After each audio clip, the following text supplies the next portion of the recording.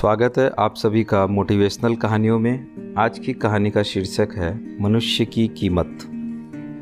एक बार एक मनुष्य अपने आप को सबसे बेकार और हर काम में असफल मानकर भगवान से मरने की प्रार्थना करता रहता था।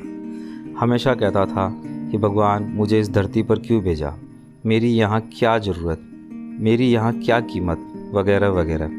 एक दिन यही प्रार्थना करते करते भगवान सच में प्रकट हो गए और उससे सारी बात सुनी।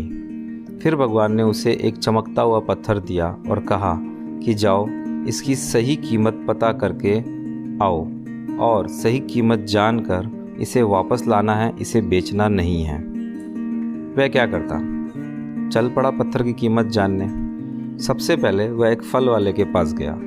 फल वाला बोला, मैं इस पत्थर के एवज में 6 सेव दे सकता हूँ। वह पत्थर लेकर अनाज वाले के पास गया। वह बोला, मैं इस पत्थर के लिए 1 बोरी गेहूं दे सकता हूँ, देना है तो दो, नहीं तो चलते बनो। वह आगे गया तो उसे एक सुनार की दुकान दिखाई दी।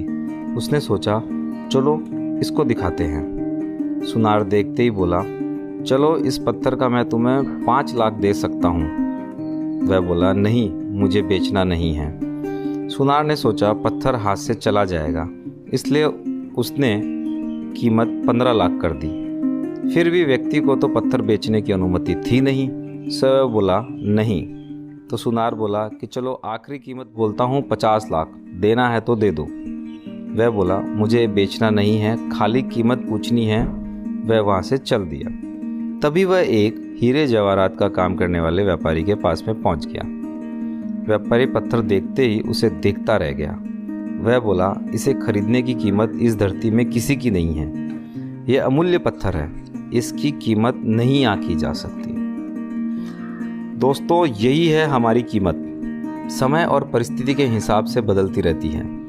कहीं 6 सेव, कहीं 1 किलो गेहूं, कहीं 50 लाख, तो कहीं अमूल्य।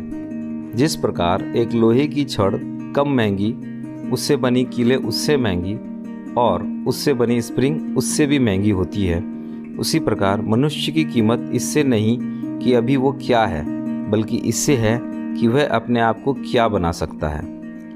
अक्सर हम अपनी सही कीमत आंकने में गलती कर बैठते हैं। हम अपने आप को बेकार समझने लगते हैं। जीवन में कई बार परिस्थितियां अच्छी नहीं होती हैं, परंतु इससे हमारी कीमत कम नहीं होती।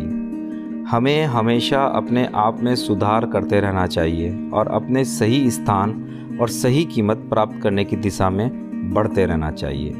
धन्यवाद।